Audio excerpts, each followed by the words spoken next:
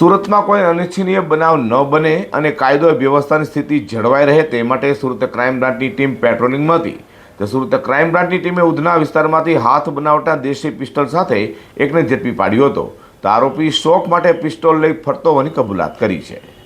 Surat police commissioner Anupamsinh Gehlot દ્વારા શહેર વિસ્તારમાં કોઈ અનિચ્છનીય બનાવ ન બને અને કાયદો વ્યવસ્થાની પરિસ્થિતિ જળવાઈ રહે તે શહેરમાં ગેરકાયદે રીતે હથિયારો લઈ ફરનારાઓ ગુનેગારો પર નજર રાખવા આપેલી સૂચનાને લઈને સુરત ક્રાઇમ બ્રાન્ચની ટીમે મેદાને હતી. ત્યારે એન્ટી ઓર્ગેનાઇઝ સ્કોડની ટીમે બાતમીના આધારે ઉધના BRC-3 રસ્તા પાસેથી મૂળ મહારાષ્ટ્રના સંભાજીનગર સિલોડ હાલ પ્રભુનગર સોસાયટીમાં રહેતા ભાગવત કૌતિક પાટીલ નામના ઈસમને ઝડપી પાડ્યો હતો. તેની પાસેથી પોલીસે હાથ બનાવટના દેશી પિસ્તોલ કબજે કરી હતી અને પૂછપરછ કરતા આરોપીએ માત્ર શોખ માટે 5 વર્ષ અગાઉ પ્રભુનગર વિસ્તારમાં જ રહેતા મિત્ર કાલુ ભાવસિંહ બિચ્છુકાટા પાસેથી ખરીદી હોવાની કબૂલાત કરતા જ હાલ ક્રાઇમ બ્રાન્ચે આરોપીએ હથિયાર વડે ગુનાઓ આચર્યા છે કેમ તે અંગે વધુ તપાસ હાથ ધરી છે.